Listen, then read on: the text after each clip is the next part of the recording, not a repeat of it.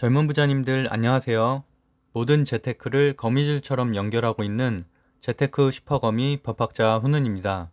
오늘은 2021년 3월 26일 금요일 오전 2시 15분 시작합니다. 오늘도 꼭 알아야 할 정보만 쉽게 알려드리겠습니다. 오늘의 방송을 보시면 앞으로 차트 분석하는데 큰 도움이 될 것으로 확신을 하고요. 꼭 끝까지 보시고 특히 주식 초보자분들의 성장에 도움이 되길 바랍니다. 오늘은 성공하는 테마주 대응 방법과 함께 동방, KCTC, KTH의 주가 전망과 사례 분석을 하겠고요. 비단 이 세 종목에 관심 없는 분들도 알면 도움이 될 매물대 해석 방법, 차트 분석 방법을 소개하겠습니다. 특히나 비판적 분석, 내동매매 피하는 방법, 재무제표 분석, 차트에 따른 대응법을 설명하려고 하고요. KTH의 이 매물대 그래프인데, 그리고 이건 동방의 매물대 그래프예요. 지금 딱 봐서는 이게 무슨 말인지 막 복잡해 보이기만 하죠. 근데 하나도 어렵지 않습니다. 오늘 방송이 끝나면 이렇게 쉽구나, 이래서 이 구간에서 못 올라갔구나 하실 거예요. 그래서 오늘의 목차는 3월 25일 목요일이고요.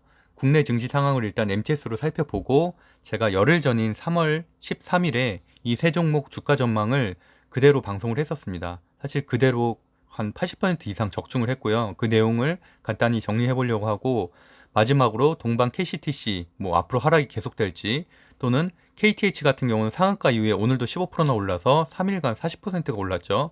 앞으로도 계속 오를지에 대한 제 관점을 말씀드리겠습니다. 저를 모르는 분들이 있을 것 같아서 저는 이제 법학 박사를 수료하고 법학 연구원으로 재직 중이고요. 저는 그동안 경매나 소비자 심리와 경제의 흐름을 읽어야 되는 재테크로 자산을 형성해왔고 이런 논리적 사고를 바탕으로 한 4달간 약 한 50개 종목의 추세를 예측했습니다.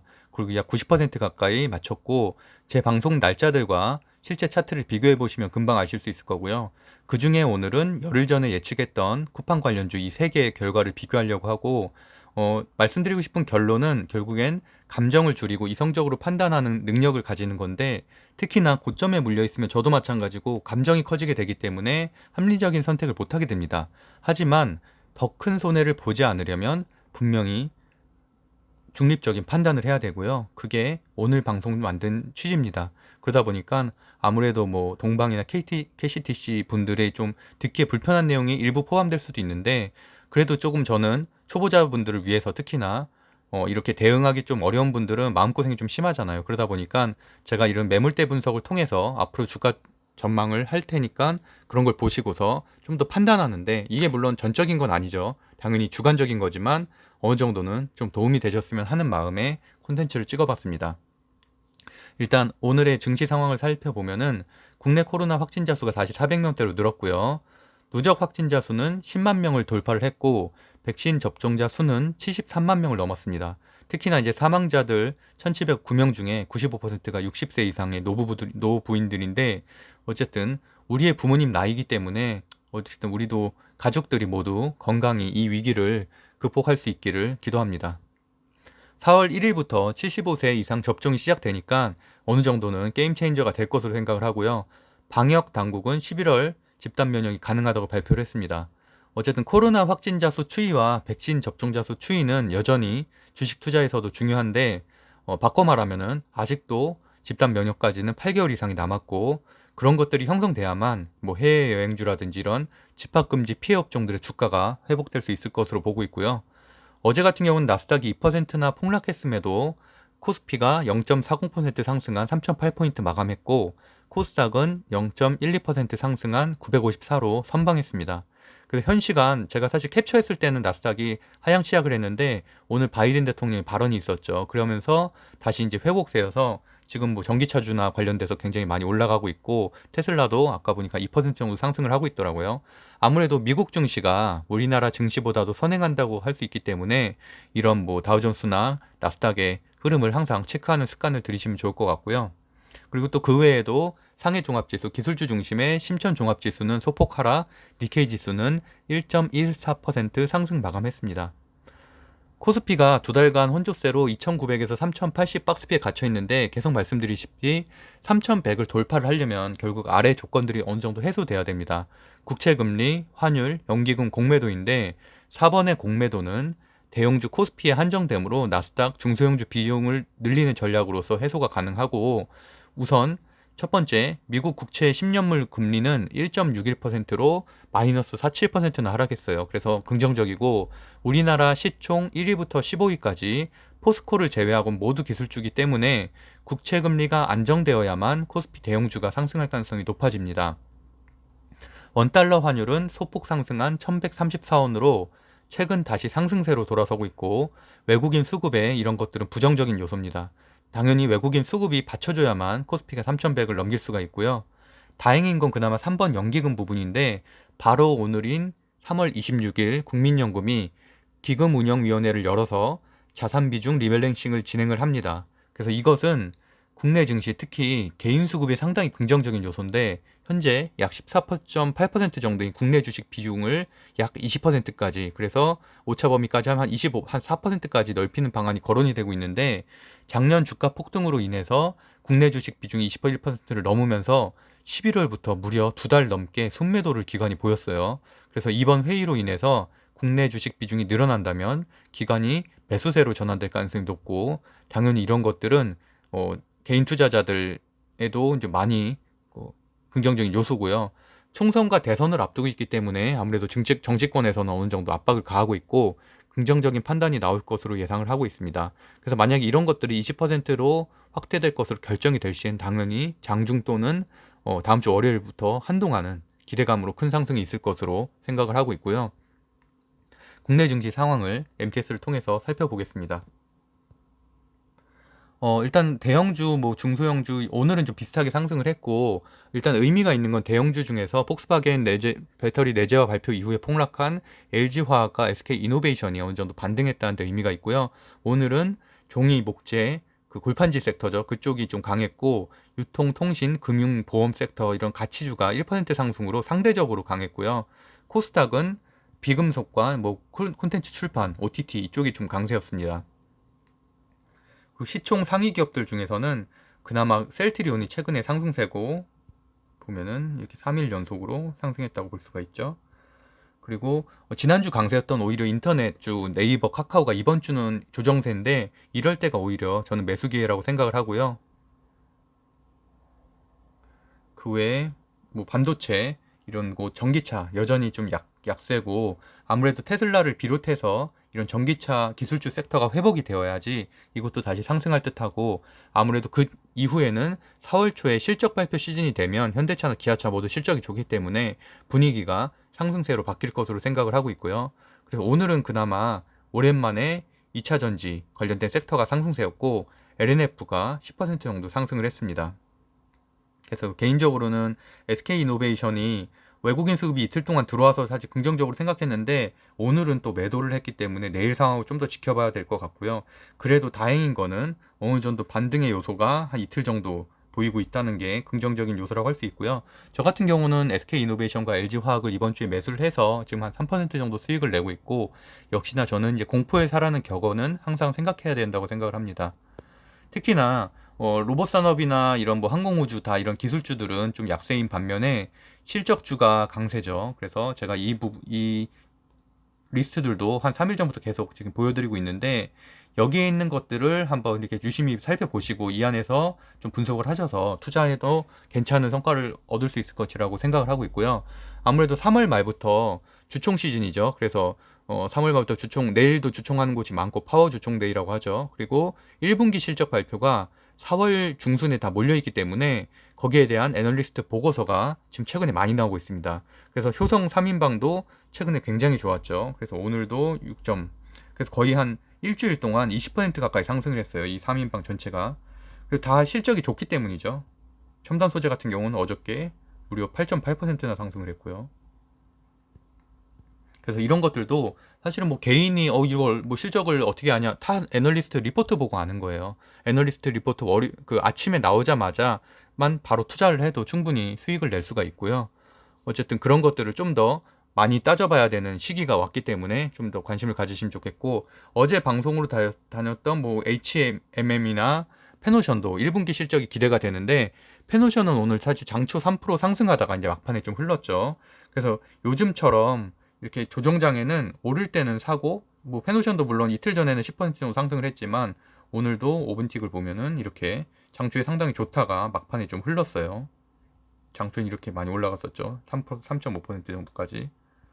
그래서 이렇게 조정장에는 오를 땐 팔고 빠질 때 사는 것도 하나의 매매 전략이라서 그런 것들도 한번 생각을 하시면 좋을 것 같고, 그리고 어쨌든 이 종목들을 좀 기억을 하셨으면 좋을 것 같습니다. 오세훈 후보 단일화되면서 민간 건설 시장이 좀 더 활성화에 대한 요소가 생겼고, 건설주, 건설기계, 뭐 시멘트 등 재료주, 이런 건설 재료주가 강세고요. 대형주 중에서는 LG전자가 아무래도 1분기 사상 최대 실적이 발표되기 때문에 주총에서 또 MC사업부 매각 논의가 이루어진다면은 주가가 큰 상승할 것으로 예상을 하고 있고요. 최근에는 뭐 여전히 한 20% 정도 고점 대비해서 빠진 상황이기 때문에 매수하기 좋은 시즌이라고 생각을 하고, 그 외에도 어쨌든 실적 발표 플러스 뭐 바이든 대통령 연설 기대감으로 오늘 이제 하나솔루션이나 뭐 KCC 이런 것들이 좀 상승을 했고, 그 외 테마주인 뭐 마켓컬리 관련주, 뭐 창트사 뭐 이런 것들이 최근에 상승을 했는데, 오늘 다룰 것은 이제 쿠팡 관련주, 그리고 또 디즈니 플러스 관련주 중에 OTT 서비스 쪽이죠.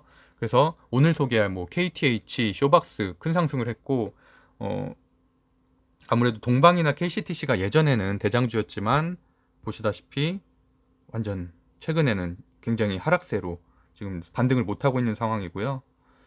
그리고 KTH는 반대로 이렇게 많이 상승을 했죠. 상한가 이후에도 지금 오늘도 17.8%나 상승을 했고, 그 부분을 저는 분명히 13일 날 다 말씀을 드렸습니다. 앞으로 상승을 할 수 있다.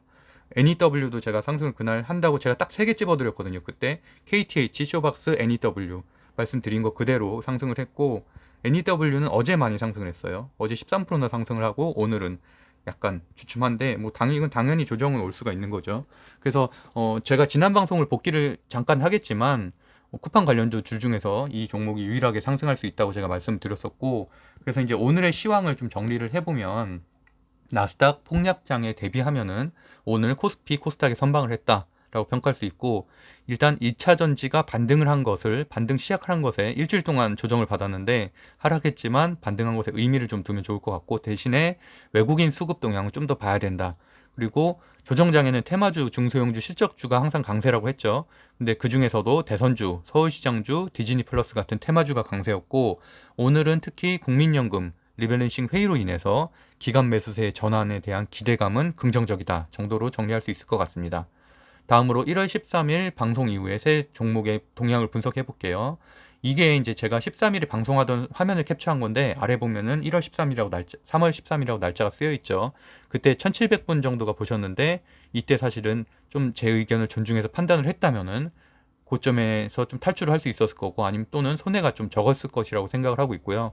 3월 11일 목요일에 쿠팡 상장이 예정되어 있었어요. 근데 저는 그 전인 3월 8일에 방송을 했어요. 첫 번째 방송을 그때 했고, 새벽 방송에 쿠팡 재료주가 재료 소멸로 인해서 오늘부터 하락을 할 것이다라고 방송을 하면서 그 근거들을 뭐 재무제표라든가 이렇게 뭐 차트를 보면서 말씀드렸고, 실제로 방송 직후인 월요일부터 오늘까지 동방, KCTC 같은 이런 대장주, 그 당시의 대장주죠,는 OTT주를 제외하고는 오늘까지 고점 대비 한 70%까지 폭락을 했어요. 그래서 굉장히 사람들 다 피해가 큰 상황이고, 그만큼 좀 속상하실 텐데, 어쨌든 방송을 보기에 앞서서 제가 13일에 방송했던 내용을 간단하게 정리를 해보면, 한동안 뭐 이런 배송이나 창고 쪽은 반등이 어려울 것이다 라고 말씀드렸고, 그 근거로 쿠팡의 미국 상장과 국내 물류 배송 파트너십사 매출 성장에 관련성이 없다라고 분명히 제가 단호하게 말씀드렸어요. 왜냐하면 쿠팡의 상장으로 들어온 자금은 뭐 물론 파트너십사에도 아예 관련성이 없는 건 아니지만 당연히 자체 물류 확충에 쏟아부을 것이라고 제가 말씀드렸고, 앞으로 또 AI를 활용한 스마트 물류나 드론 물류 같은 거는 당연히 자기 회사를 뭐 자회사를 만들어서 할 수도 있는 거고, 굳이 파트너십사에다가 돈을 더 줄 리가 없다는 얘기죠. 반대로 제가 분명히 KTH나 쇼박스, NEW 같은 OTT 회사는 오히려 뉴욕 상장 이후에 넷플릭스 같은 이런 서비스에 대응해서 쿠팡 플레이를 더 키워나갈 가능성이 있기 때문에, 왜냐하면 K 콘텐츠를 미국에 공격적으로 마케팅할 가능성이 높잖아요. 그렇기 때문에 상승을 할 것이라고 예측을 드렸었고, 사실 그 당시에는 모두가 다 하락세였기 때문에 그런 상승 예측하는 게 쉽지 않았거든요. 근데 저는 그렇게 생각을 했기 때문에 저는 그 종목들에 투자를 했어요. 그래서 특히나 그 중에서 KTH를 제가 강조를 했고, KT가 지분을 62%나 가진 KT의 자회사고, 또 뭐 KTH가 또 신임 사장 선임을 또 동시에 진행을 하고 있기 때문에 뭐 합병 이슈도 있었고요. 7월 달에. 그래서 성장할 가능성이 높다고 제가 말씀드렸는데 결과는 어떻게 됐죠? KT가 이거를 3월 24일자로 발표 나온 그 이후죠. 그러고 나서 10일 뒤에 나온 애널리스트 리포트인데 KT가 미디어 콘텐츠로의 주력을 선언을 했습니다. 그래서 그 축으로 스튜디오 진이라는 회사를 설립을 할 것이라고 했는데 중요한 거는 현재 KT 미디어 콘텐츠 사 중에 상장사는 KTH하고 지니뮤직뿐입니다. 스튜디오 진이는 아직 만들어지지도 않았어요. 그러니까 현재는 KTH가 대장주고요. 그래서 3월 23일에 KTH가 상한가 갔죠. 29.6% 상승을 했고 KT가 어쨌든 2023년까지 약 500억 원을 자회사 콘텐츠에 투자하겠다는 계획을 말했고 KTH가 그 콘텐츠를 유통하는 유일한 상장사죠. 그리고 23일에 디즈니 플러스 협업을 공식석상에서 처음으로 언급을 했는데 그것 때문에도 많이 올랐죠. 그래서 올레 TV에다 제휴를 한다는 계획이고 아직 이게 확정된 건 아니지만 어쨌든 공식석상에서 말을 했다는 데 의미가 있고 KT의 이 OTT 유통은 KTH가 또 맡고 있죠. 그래서 디즈니 플러스 수혜주 그 대장주로 등극을 했습니다. 그리고 24일에도 장중한테 15%까지 상승했다 또 하락을 했는데 그 이유는 이제 매물대 때문이었고 그거는 뒷부분에 제가 차트를 통해서 설명을 드릴게요.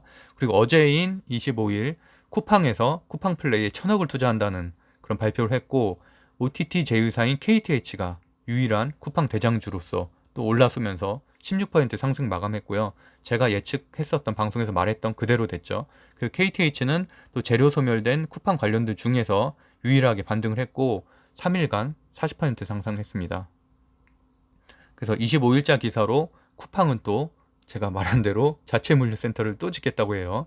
그래서 23일 2023년까지 600억 원을 투자해서 더군다나 2025년에 전국을 쿠팡 물류센터로부터 10km 이내에 두는 로켓 배송권에 투자를 한다고 합니다. 파트너십사에 투자할 리가 없다고 제가 분명히 말씀드렸죠. 그 자체 물류센터 확충에 모든 돈을 다 투자하고 있고, 그래서 13일 방송을 잠깐 보고서 일단 그 당시 예측에서 크게 달라진 건 없는데 일단 확인해 보시고 추가해서 제가 매물대 분석을 통해서 앞으로의 이 세 가지 종목이 어떻게 진행될지 오늘부터 거기에 대해서 말씀을 드리도록 하겠습니다. 한 3번의 상한가 그리고 한 번의 하한가가 있었습니다. 하한가 이후로 지속적으로 또 반등을 좀 보였는데 마찬가지로 제 월요일 방송 시점 이후로 하락세로 돌아섰고요. 저 역시 이곳에도 투자를 하고 있는데 제가 투자했었던 이유는 물론 뭐 변동성이라든지 힘을 보면 KCTC가 더 좋았는데 KCTC도 투자를 했다가 지금은 정리한 상태고요. 일단 KT 계열사기 때문에 뭐 K쇼핑 등의 뭐 지속적인 투자가 좀 이루어지고 있는 거를 확인을 했고 그다음에 전고점인 19,950원 대비해서 100% 가까이 많이 빠진 가격이기 때문에 오히려 전 투자를 했습니다. 그만큼 앞으로의 상승 여력이 좀 있다는 판단을 했고요. 그래서 장기 보유할 생각으로 지금 보유를 하고 있고 차트상으로도 이번 주 하락장에 거래량이 적은 것이 장점입니다. 마지막으로 이제 그 세 기업의 전망을 제 관점과 함께 좀 해보도록 하겠습니다. 물론 테마주는 실적보다는 수급에 움직이는 주식이긴 하지만 고점에 물린 분들도 많고 장기 보유를 생각하고 있는 분들도 많기 때문에 제 성장성에 대한 제 간단한 견해를 좀 말씀드리려고 하는데 쿠팡은 미국에서 조달한 자금을 물류센터에 공격적인 투자를 할 것이라 밝히고 있는데 사실은 뭐 그 주체가 정확하게 나오진 않았어요. 아직 가이드라인이. 그래서 물론 파트너십사에게도 긍정적인 상황인 건 맞지만 저는 또 하나의 좀 시각을 가지고 있습니다. 이거는 동방의 이제 공시 자료인데 동방을 예로 들자면은 동방과의 물류 파트너십은 2022년 11월 30일까지 계약 기간이죠. 언제까지 현재는 뭐 연장된다는 계획은 아직은 없어요. 물론 물류나 창고업 특성상의 재계약 가능성이 당연히 높지만 반대로 저는 쿠팡의 특이성을 조금 보고 있거든요. 국내 쇼핑몰 다른 것과 달라요. 네이버 쇼핑이라든지 옥션과는 달리 제품에 사입을 해요. 하고 또 거점을 확보해서 직접 배송을 하고 있거든요. 그리고 또 이런 것들을 공격적으로 늘린다는 계획을 발표를 했고 그래서 저는 그냥 제 추측입니다. 제 뇌피셜인데 쿠팡의 전략상 파트너십사보다는 자사의 물류 시스템을 구축할 가능성이 높다고 생각을 합니다. 지금까지는 돈이 부족해서 못했죠. 계속 지금 적자가 났으니까. 하지만 이렇게 큰 자금이 들어왔기 때문에 충분히 한국 내에는 이런 스마트 배송 시스템, 특히 쿠팡이 가장 강조하는 게 AI죠. AI 스마트 물류 시스템을 스스로 구축할 가능성이 높다고 생각을 합니다. 남한테 파트너십사에게 지원해주는 방식이 아니라 그러다 보니까 특히나 이번 미국 증시 상장으로 조달되는 자금이 기존과는 차원이 다른 큰 범위잖아요. 큰 규모이기 때문에 이런 뭐 스마트 물류 관리 시스템 또는 배송 시스템을 갖춘 아니면 뭐 드론이나 이런 것과 연결해서 할 수도 있는 거고, 그건 진짜 무궁무진한 거죠. 로봇과 연결된, 요즘 배송 로봇 많이 하잖아요. 그렇게 하다 보니까 자사 물류 시스템을 구축할 경우에는 당연히 파트너십사들의 물류 배송 창고의 역할은 지금보다도 오히려 줄어들 가능성도 있습니다.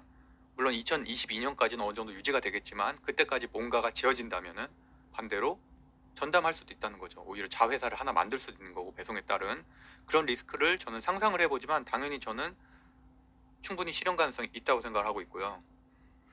카카오의 또 옥션 인수가 지금 거론되고 있죠. 그래서 카카오 주가도 많이 올랐는데, 또 네이버 쇼핑하고 이마트 협업도 있고, 국내 쇼핑들과의 경쟁, 뭐 쿠팡 대 방쿠팡 이런 경쟁이 더 치열해진다면은 오히려 수요는 한정적이잖아요. 국내에 뭐 우리가 오히려 지금 작년 같은 경우는 코로나 때문에 더 많이 구매를 한 거지, 그 사람들이 갑자기 뭐 1.5배, 2배로 구매할 가능성 아예 없잖아요. 아예 없는데, 그리고 또 수요는 한정적이기 때문에 어쨌든 현재 물류 파트너십사들의 매출은 전체적으로 다 줄어들 수밖에 없고, 당연히 쿠팡도 저는 전년 대비해서 줄어들 수밖에 없다고 생각을 합니다.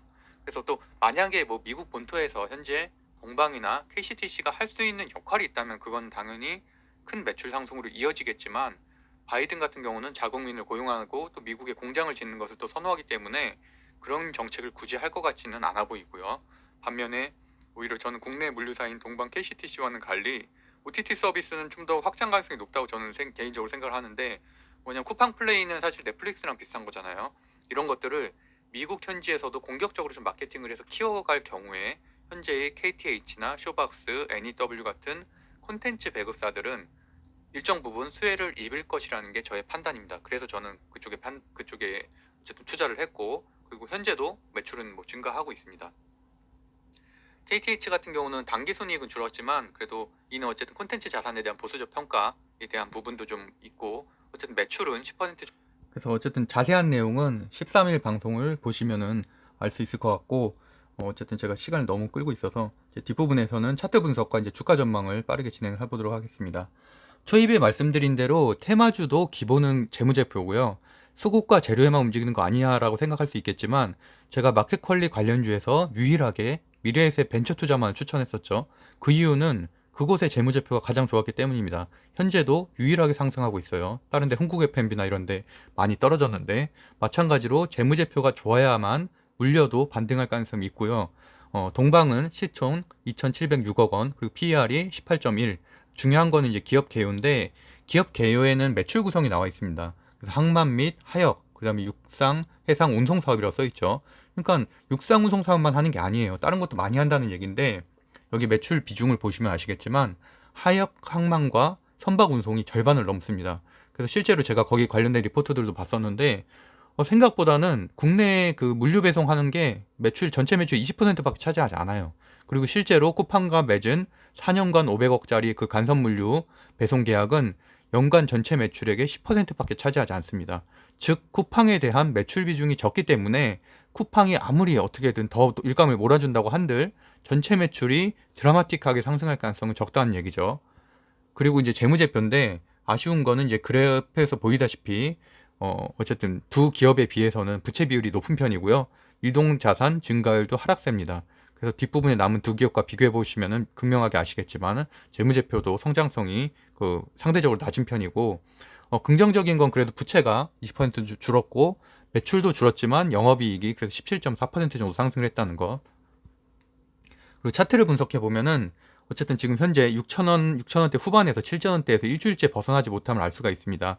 이 녹색이 매물대고요. 제가 저항이라고 써 있는 곳이 녹색이 다 매물대고 빨간색이 가장 큰 매물대인데, 그 중에서 보면은 7,500원에서 8,000원 사이에 약 전체의 17%가 넘는 매물대가 몰려 있습니다.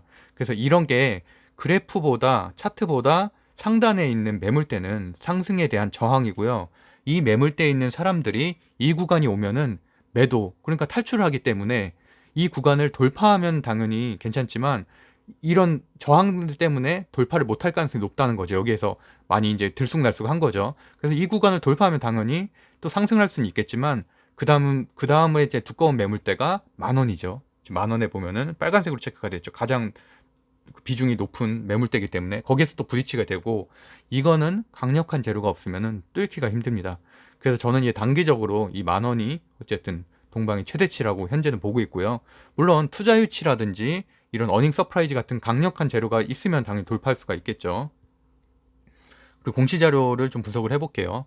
안 그래도 네이버 종합 토록방 보니까 투자 경고 종목 해제를 굉장히 기다리고 계시더라고요. 그래서 해제됐죠. 근데 상승했나요? 상승 못했죠. 왜냐면 재료가 있어야 돼요. 당연한 거 아닌가요? 저도 이제 투경 해제에 대한 콘텐츠를 한 3번 다룬 적이 있어요. 그 전에. 뭐냐면 다 상승 적중했는데 왜 그때 상승 적중을 했냐면 날짜까지 정확하게 맞췄고 그때 실제로 거의 상한가 가까이 갔거든요. 어떤 종목들이었냐면 대웅, 대웅제약, 현대바이오였어요. 그래서 그 투경 해제에 따른 상승일을 제가 정확하게 말했고 그때 올라갈 것이라고 했고 올라갔습니다. 왜냐면은 그때는 코로나 치료제 개발이라는 재료가 있었어요.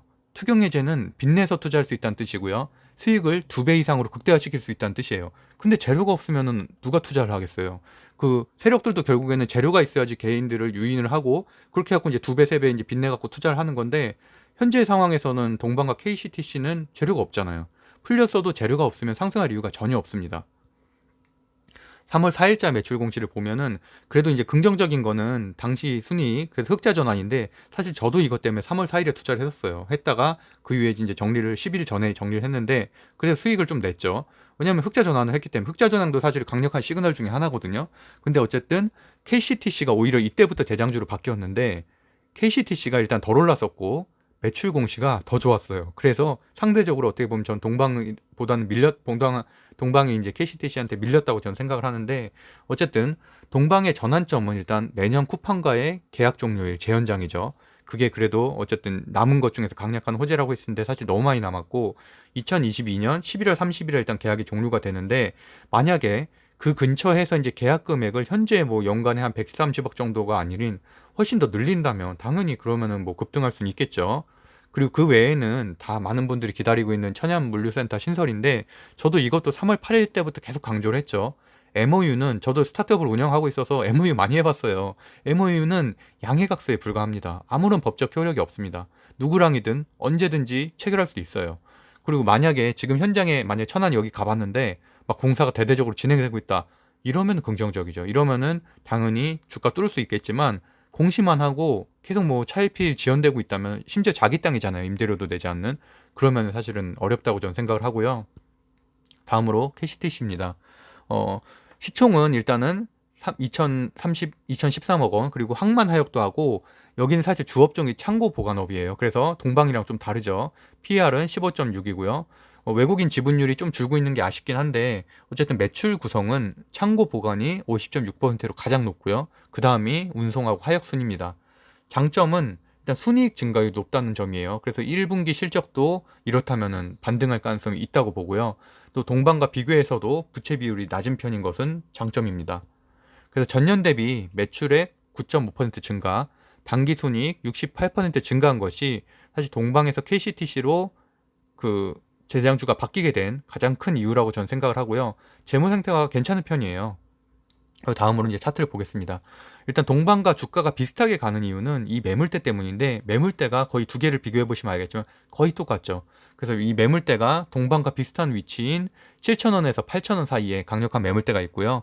그 상승의 저항적 요소라고 말씀드렸죠. 차트보다 위에 있기 때문에 그래서 전체 물량이 약 20% 수준이고 그 대신에 이것만 돌파하면은 9,000원까지는 무난하게 갈 수 있는데 또 만원 직장에서 지금 17% 매물대가 보이죠. 이거를 돌파해야만 또 전고점 대비에 갈 수 있는데 현실적으로는 제가 분명히 말씀드리지만 재료 없이는 어렵습니다. 그래서 단기적으로는 쉽지 않다는 얘기고요. 긍정적인 요소를 보면은 일단 감사 보고서에 문제가 없고 왜냐면 감사 보고서도 요새 중요해요. 감사 시즌이기 때문에 만두가 또 불성실 공시로 경고받으면서 하락했죠. 그런 것처럼 이런 공시도 요새 중요한데 잠깐 보시면은 그리고 이제 여기 보면은 그 당기 순이익이 크게 증가하고 있지만 4월에 발표되는 그 1분기 실적도 좋다면은 우선 8,000원 저항선은 돌파할 수 있을 것으로 보고요. 그렇게 되면 만원까지는 일단 갈 수 있을 것이라고 생각을 합니다. 그리고 마지막으로 KTH인데요. 시총은 3,804억 원으로 매출 대비는 사실 높아요. 그래서 PER도 62로 앞선 기업들보다 높고요. 주력 사업은 OTT 외에 T커머스가 중요해요. 저는 이게 이 회사가 OTT만 하는 회사가 아니라는 게 더 중요하다고 생각을 하거든요. 그리고 또 보면은 설명에 써 있는 것처럼 국내 최초로 T커머스 채널인 K쇼핑을 최근에 오픈을 했습니다. 그래서 저도 들어가 봤는데 간단하게 설명을 드리면 홈쇼핑 하다가 영화도 보고 드라마도 볼 수 있는 어플이에요. 그리고 또 중요한 거는 KT가 주력 사업으로 선택한 미디어 콘텐츠 사업에서 콘텐츠 유통을 KTH가 담당하고 있다는 거고, 지분율이 심지어 KT가 62%나 가지고 있어요. 그만큼 앞으로 역할이 크다는 거예요. 그래서 이번에 이제 지니뮤직이 상한가 이후로 약세로 돌아섰는데, 이 아래 표물을 보면 아실 수가 있죠. 지니가 맨 뒷부분에 있죠. 거기에 보면은 지니는 부가 판권이에요. 그래서 메인 판권은 그 KTH하고 앞으로 신설되는 스튜디오 지니입니다. 그래서 상장사 중에 그 KTH가 유일하고요. 그래서 지배 구조를 보면은 이런 또 기업의 주력이 보입니다. KTH의 비율이 63%나 되는 걸 알 수가 있죠. 그래서 이건 한번 보시면 될 것 같고요.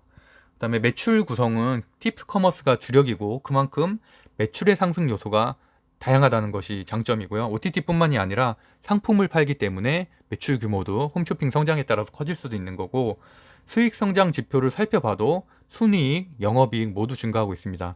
그리고 장점인 것은 부채율이 월등히 낮습니다. 다른 기업들에 비해서 우량 기업이죠. 그만큼 재료가 소멸돼도 테마주로서의 재료가 소멸이 되어도 장기 보유를 할 수 있는 기업이라는 거고요. 전년 대비 영업이익은 92% 상승, 단기 순이익이 61% 상승했습니다. 재료도 기대가 되고, 어쨌든 2023년까지 대형 오리지널 콘텐츠가 약 10개에서 20개 제작 계획이 있다고 KT가 밝혔죠. 그 유통을 KT하고 시젠이 합니다. 그게 중요한 거죠.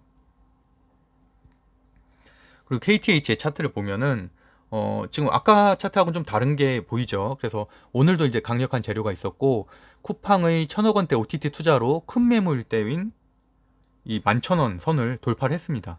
여기가 사실은 지지점이었죠. 저항점이어가지고 어제도 보면은 올라갔다가 결국엔 하락을 했잖아요. 그걸 뚫지를 못한 거죠. 매물대 때문에.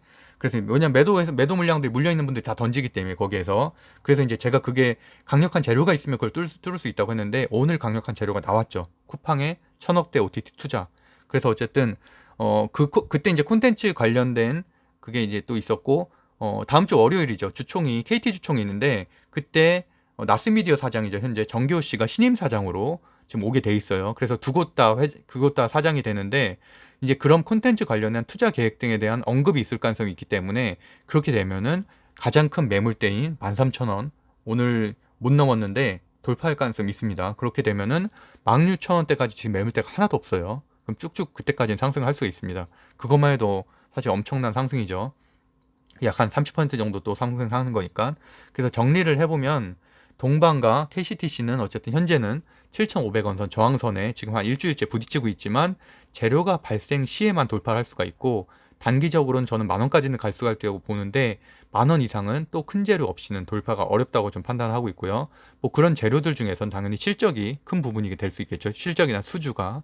그래서 KTH는 12,000원, 12,700원 저항선을 다음 주 주총 근처에서 만약이라도 돌파를 한다면은, 또는 디즈니 플러스가 나중에 확정적인 발표를 한다면은 16,000원대까지는 상승이 무난히 가능하다고 생각을 하고, 그 이후에 저항대에서는 또 슈팅할 만한 재료가 있어야 된다고 생각을 합니다.